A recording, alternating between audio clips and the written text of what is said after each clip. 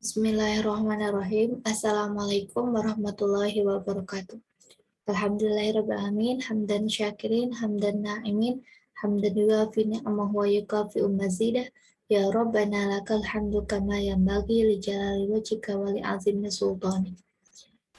Perkenalkan, nama saya Anissa Lutfia Fitriansyah.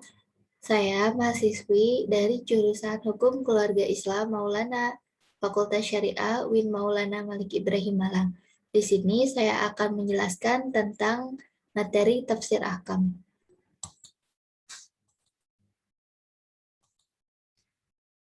Baik, di sini saya mengambil tema tentang penciptaan pasangan agar menggapai ketenangan hidup, yaitu temanya terdapat pada surat An-Nahl ayat 72. Bismillahirrahmanirrahim.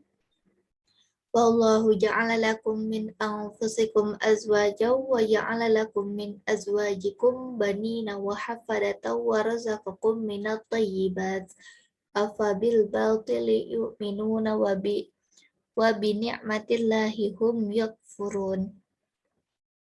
Artinya, dan Allah menjadikan bagimu pasangan, yaitu suami atau istri dari jenis kamu, yaitu manusia maksudnya, dan menjadikan anak dan cucu bagimu dari pasanganmu, serta memberimu rezeki dari yang baik. Mengapa mereka beriman kepada yang batil dan mengingkari nikmat Allah? Terkait topik yang saya akan bahas hari ini, saya menentukan beberapa fokus ayat, yaitu yang pertama kata ja'ala, yang kedua azwajan, yang ketiga hafadatan, yang keempat razaqakum, yang kelima at-thayyibat. Yang pertama akan kami tentukan, yaitu dengan menggunakan tafsir bil ayat. Berdasarkan kata kunci yang sudah ada, maka kita fokuskan pada ayat-ayat yang pertama itu kata ja'ala. Mungkin teman-teman bisa lihat, silakan di cross check sendiri dalam kitab Mu'jam Mufahras di Al-Fadil Quranil Karim. Kata ja'ala ini dalam Al-Quran tercantum sebanyak 77 kali dalam surat yang berbeda. Di antaranya dalam Quran surat Al-Baqarah ayat 22, Quran surat ayat An-Nisa 6 kali terdapat pada ayat 5, 90, 20, 60, dan 97. Dan 103. Kemudian Quran surat Al-An'am 3 kali pada ayat 1, 96, dan 97. Kemudian Quran surat Al-A'raf ayat 189. Quran surat At-Taubah ayat 40, Quran surat Yunus 2 kali pada ayat 5 dan 67, Quran surat Hud ayat 118, dan juga terakhir Quran surat Yusuf ayat 70. Di sini saya tidak menuliskan semua, hanya mengambil beberapa fokusnya saja. Kemudian, kata ja'ala ini digunakan untuk proses penciptaan yang dimana artinya menciptakan dari beberapa surat yang telah dianalisis dalam Maktabah Syamilah. Ja'ala ini biasa disandingkan dengan dua penciptaan yang berpasangan. Sebagai contoh dalam Al-Quran surat Al-Baqarah ayat 22 yaitu Allazi ja'ala lakumul arda firasyaw was samaa'a binaa'a wa anzala minas samaa'i ma'an fa akhraja bihi minas samarati rizqan lakum fala taj'alu lillahi andadan wa antum ta'lamun. Artinya, dialah yang menciptakan bumi sebagai hamparan bagimu dan langit sebagai atap. Dan dialah yang menurunkan air hujan dari langit, lalu dia hasilkan dengan hujan itu buah-buahan sebagai rezeki untukmu.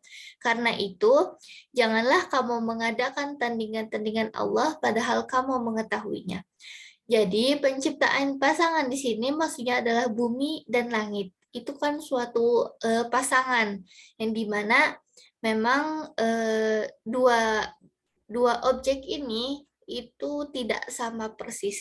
Kemudian dalam Quran surat Al-An'am ayat 1, Alhamdulillahilladzi khalaqas samawati wal arda wa ja'ala dzulumati wan nur summal ladzina kafaru bi rabbihim ya'dilun. Artinya, segala puji bagi Allah yang telah menciptakan langit dan bumi dan menjadikan gelap dan terang.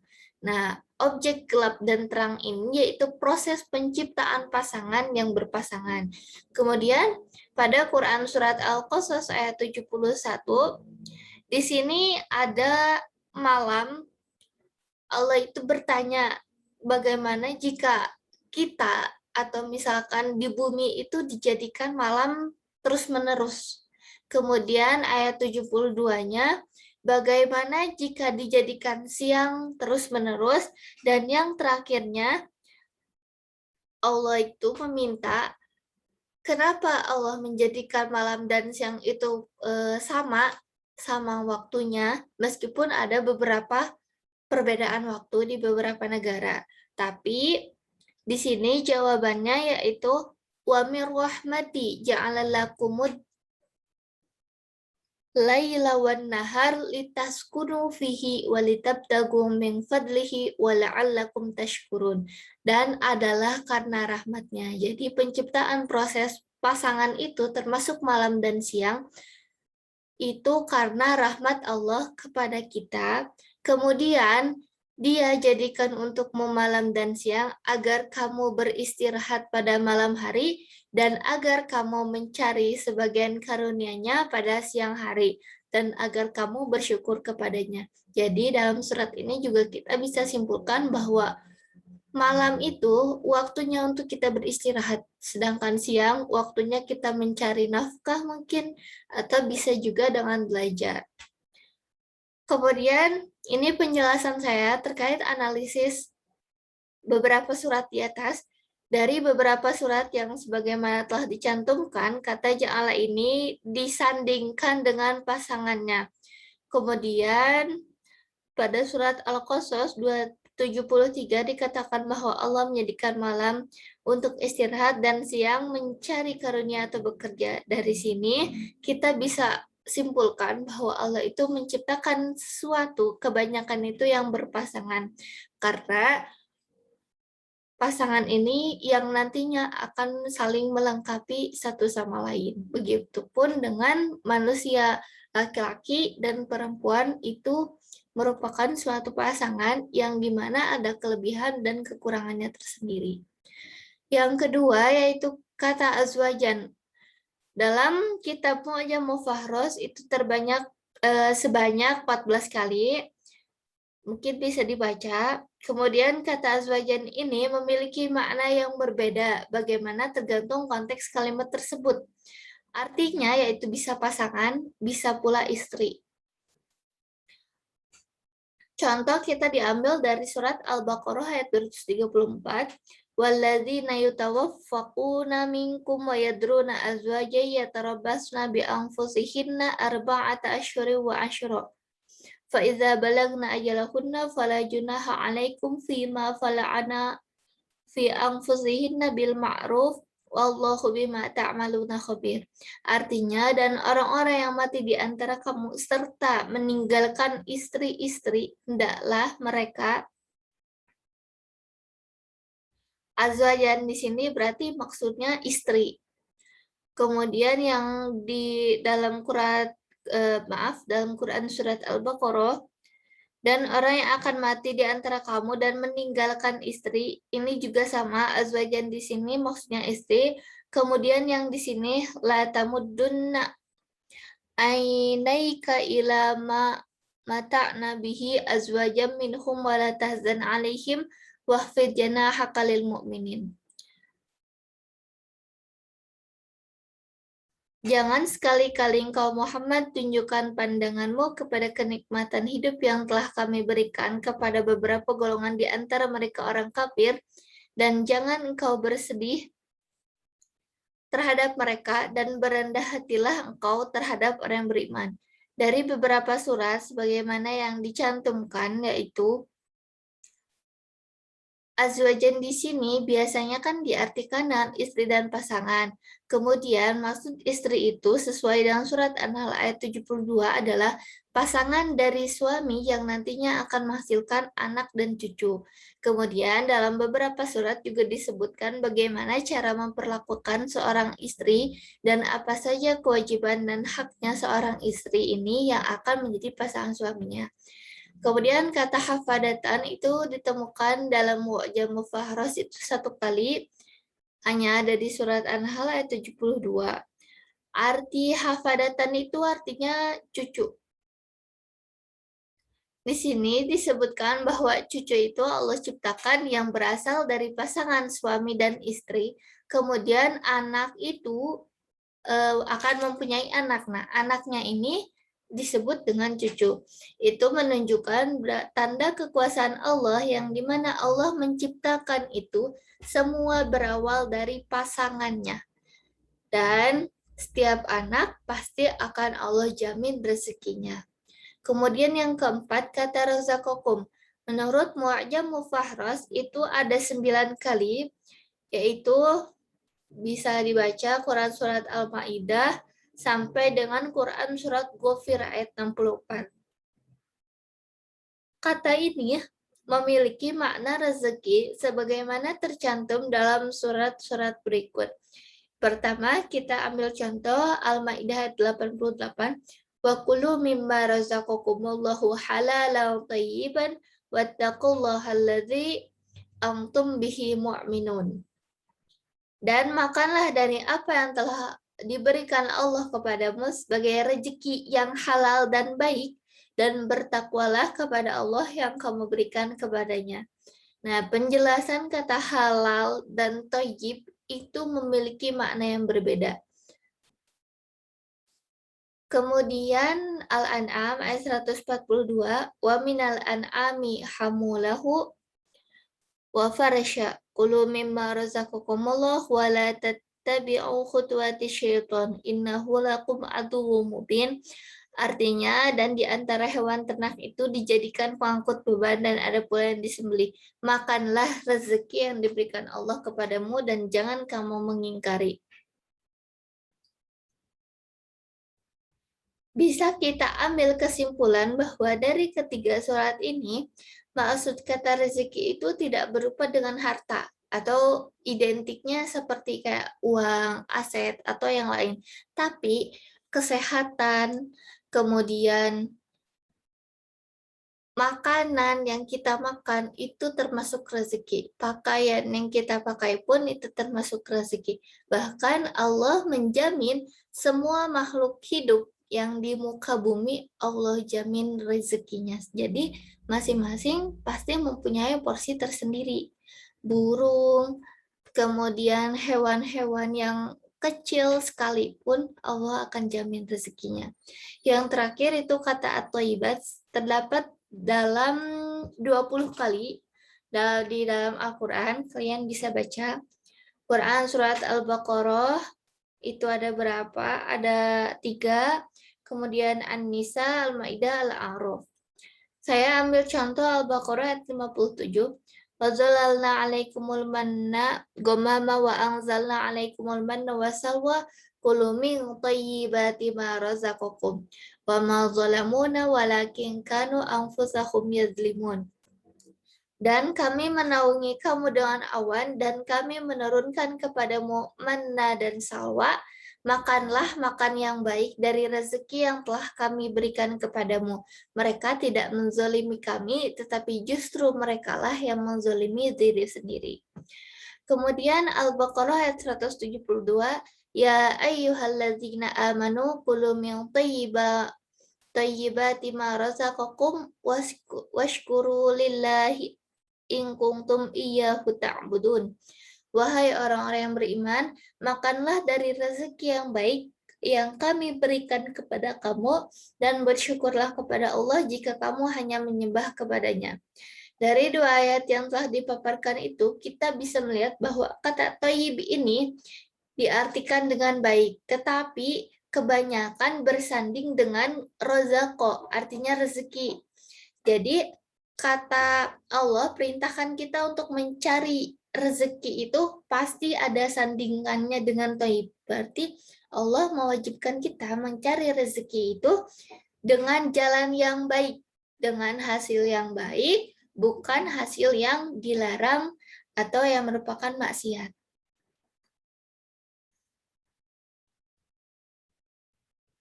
Kemudian ada juga setelah kita mendapatkan rezeki yang baik ini, Allah memerintahkan kita untuk mencari rezeki yang baik dan halal dan juga mengeluarkannya baik dalam bentuk infak, sedekah maupun yang wajib yaitu yang kita laksanakan zakat.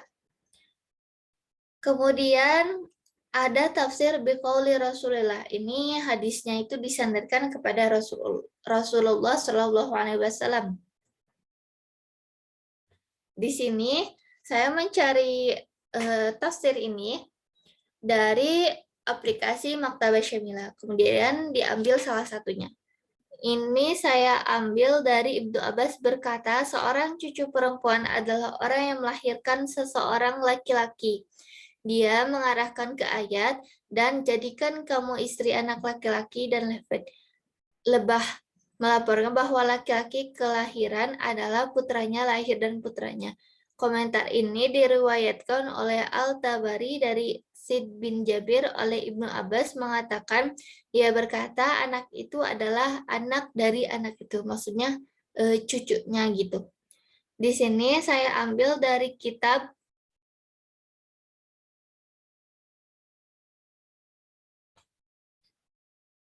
Amadatul Qari Syarah Sahih Bukhari. Kemudian ada juga tafsir biqauli Sahabi. Di sini saya memperoleh dari kitab Syarah Imam bi Hadis Ahkam, yaitu artinya, dan yang ketiga bahwa ini serupa dengan apa yang dikatakan dalam firman yang Maha Kuasa, dan dia menjadikan bagimu dari istri-istrimu dan anak cucu. Cucu adalah hamba, dan mereka adalah anak laki-laki khususnya. Artinya mereka bukan hanya anak laki-laki, tetapi anak laki-laki dan cucu bersama-sama. Yang dimaksud dalam menceritakan secara keseluruhan, maka kami katakan di sini yang dimaksud adalah menceritakan tentang gambaran kedua hal tersebut secara bersama. Artinya, itu bukan hanya pembersih mulut seperti Anda ketahui dengan perasaan, tapi bagaimanapun juga menyenangkan Tuhan. Di sini saya translatekan ke Google Translate. Kemudian ada juga pendapat ulama. Ini dari kitab Syafi'i fi Syarah Musnad Syafi'i Ibnul Asir. Dan dia berkata, dan Allah telah membuat pasangan untuk Anda dari jenis Anda sendiri, dan telah membuat untuk Anda dari pasangan Anda anak-anak. Dan dia berkata, maka dia jadikan dia nasab dan ipar. Kemudian Asy-Syafi'i berkata, telah sampai kepada kita bahwa Rasulullah SAW bersabda, menikahlah yang banyak karena aku bangga akan hal itu. Berapa banyak bangsa bahkan dengan jatuh. Kami telah diberitahu bahwa Nabi mengatakan, siapapun yang mencintai sifat saya, biarkan dia mengikuti sunnah saya, dan itu adalah sunnah pernikahan saya. Kami telah diberitahu bahwa Nabi, siapapun yang memiliki 3 anak yang mati, maka neraka tidak akan menyentuhnya. Dan dikatakan, seorang pria dibangkitkan oleh 2 putranya setelah dia. Kemudian Umar bin Khattab berkata, aku belum pernah melihat orang-orang yang meninggalkan pernikahan setelah ayat ini. Jika mereka miskin, Allah akan memperkaya mereka dari karunia-Nya. Dari yang telah dipaparkan tersebut, kita bisa ambil kesimpulan bahwa tentang pendapat sahabat, pendapat ulama, atau hadis Rasulullah SAW sendiri, menikah itu sunnah tetapi bisa menjadi wajib karena bagaimana ketentuannya yang kita alami. Jadi menyesuaikan dengan kondisi. Kemudian Kenapa Rasulullah itu mensunahkan kita untuk menikah? Di antaranya salah satu tujuannya adalah untuk memberikan keturunan. Keturunan ini yang nantinya akan menjadi anak, kemudian menjadi cucu, cicit, dan seterusnya. Di sini ada yang tadi dijelaskan bahwa cucu itu adalah seorang hamba. Tetapi zaman sekarang ini banyak sekali pasangan yang khawatir akan menikah itu nanti tidak mendapatkan rezeki yang cukup. Padahal Allah sangat menjamin akan hal itu, terutama rezeki anak. Setiap anak tuh pasti Allah akan jamin rezekinya. Selama kita berbuat baik, selama kita turut akan perintah Allah dan Rasul-Nya, selama kita tetap berada di jalan yang benar, pasti Allah akan jamin itu semua untuk kita. Dari kesimpulan yang telah dipaparkan bahwa pasangan itu terdiri dari kaum yang berbeda. Ada laki-laki, ada perempuan, bisa siang, bisa malam, atau bisa bumi dan bisa langit. Nah, cara agar menggapai ketenangan hidup ini, kita harus mengkaji beberapa ilmu terlebih dahulu. Di Al-Quran juga sudah dijelaskan, diantaranya bertakwa, bersabar, bersyukur, nanti kamu akan mendapatkan ketenangan hidupmu sendiri, gitu. Termasuk juga dalam pernikahan. Karena pernikahan itu ujiannya bukan hanya sesaat, tapi pasti jadi ujian selamanya. Jika mampu untuk melewati ujiannya, insya Allah kita akan mendapat pahala yang besar. Jika tidak mampu, maka kembali lagi kepada konteks ujian tersebut. Apakah itu mendapatkan dosa atau seperti apa? Kemudian dari pernikahan itu nanti akan terlahirlah seorang anak dan cucu.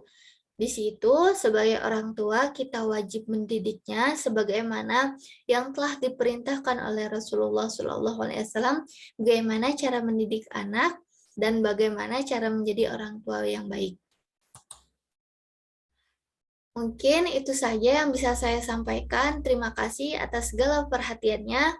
Semoga dari apa yang telah dipaparkan ini, kita semua mendapat ilmu yang bermanfaat juga, khususnya bagi saya, umumnya bagi semua orang yang mendengarkan. Terima kasih. Mohon maaf apabila ada kesalahan.